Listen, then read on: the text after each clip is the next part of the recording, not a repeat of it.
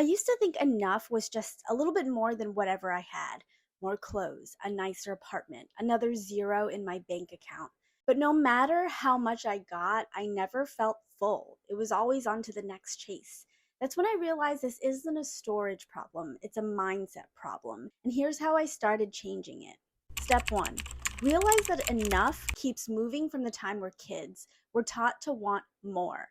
Commercials tell us we're missing something. Social media shows us what we could have if only we worked harder, looked better, or spent more. Growing up in an Asian immigrant family has definitely blurred my level of enough and at times made me feel pressure to chase money over fulfillment. In a lot of immigrant families, it's usually about working hard, even if you didn't love it, but as long as it made money, you'd eventually be happy. But my family's level of enough always became unreachable the more they made, and their happiness level would go down. So we internalize this belief that enough is something out there. But what if it isn't? What if enough has always been something we had the power to define for ourselves? Step two, define what enough means to you. Minimalism is often misunderstood as just getting rid of stuff, but it's really about asking what adds value to my life and what doesn't. What is a deal breaker for me, and what am I willing to tolerate? So when I started defining every aspect of life and not what someone else wanted for me or thought it should be, physically and mentally, I felt lighter and more empowered. Not just because I owned less, but because I stopped chasing more and I stopped doing it for the wrong reasons. More stuff, more success, more approval, more productivity. I just knew exactly what I needed for that chapter of my life. For the past 2 years living in North Carolina after a life in New York, hustling and being in a less desirable relationship, I think I just really needed a space of my own to feel safe and just enjoy the slow life.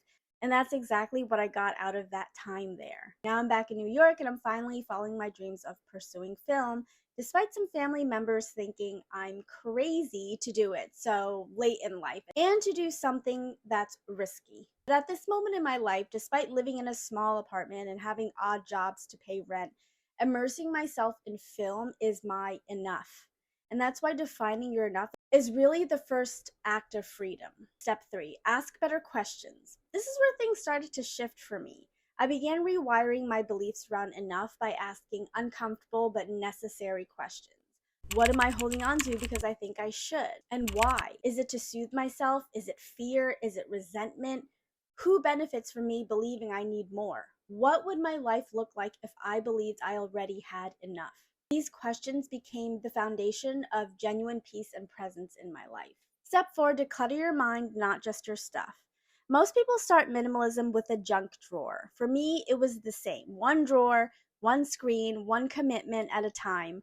But the deeper I went, the more I realized my mental clutter was the heaviest baggage. It's not just about less stuff, it's about fewer decisions, less pressure, fewer expectations that don't actually align with who you are. That's when I started to ask myself, do I really need this? And this thing could be something other than stuff. It could be worrying in bed about stuff you can't control, a toxic relationship, a bad habit like eating junk food. Will this bring peace or noise? Will staying up late with friends bring me peace?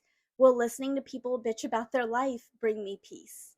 And lastly, is this for me or for someone else's approval? Am I pursuing film for me or someone else? Am I dressing the way I am for me or someone else? Step five, protect your time like it's gold.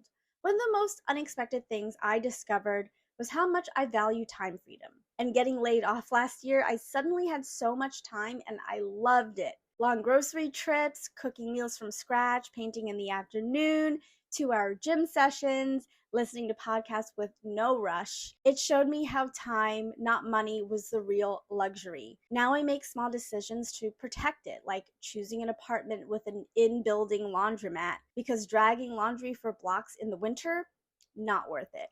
These little choices add up, and when you become more mindful of them, you start to shift your life into something that's more aligned with you and your goals. Step six, redefine success and start living slower today.